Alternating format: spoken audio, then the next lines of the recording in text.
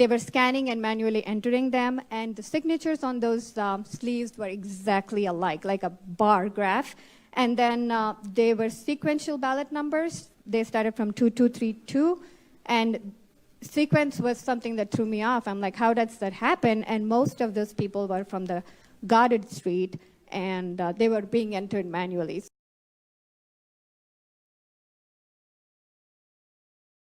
Hema, welcome to the Senate Oversight Committee. Can you tell me how to say your last name correctly? Kolanagi Reddy.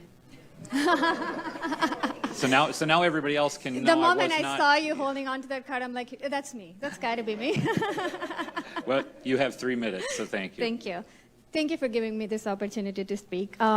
This is my first time doing this as a poll challenger at TCF. As an immigrant to this country, as you can tell, we had great respect for America, the elections here. We always thought it has a lot of integrity, whereas the countries we come from, a lot of things happen. But all of that changed the day I went there. Like I was at TCF on both the days, 3rd and the 4th.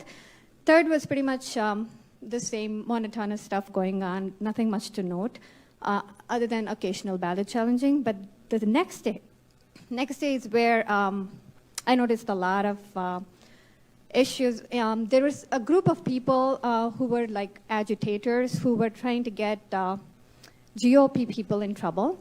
And from my skin color, everybody assumes that I'm a Democrat. And so they just kind of come to me. And one of the ladies was thinking that let's get these MFs out.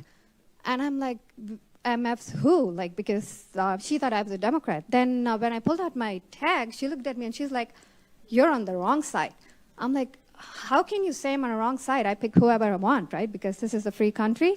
But then I noticed that they were going and getting all the white male Republicans out by, just kind of sheer intimidation, just saying, oh, your mask flipped, you're going to get people killed, like you heard from so many other people.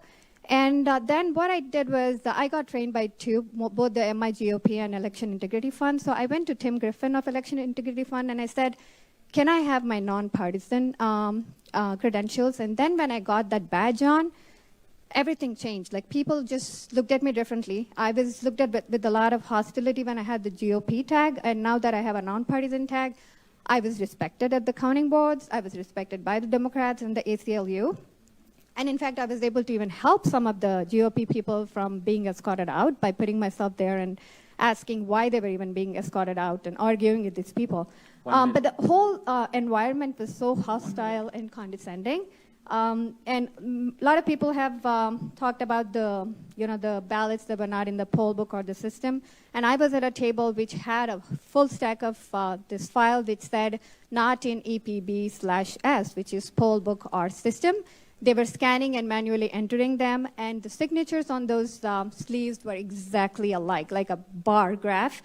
And then they were sequential ballot numbers. They started from 2232, and sequence was something that threw me off. I'm like, how does that happen? And most of those people were from the guarded street, and they were being entered manually. So those were the observations that I had. I had all the details, the last names and everything. I gave the affidavit to the Election Integrity Fund.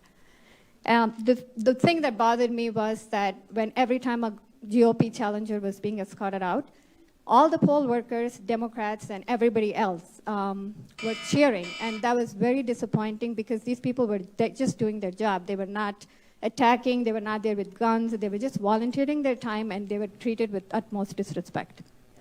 Thank you for your time, your testimony.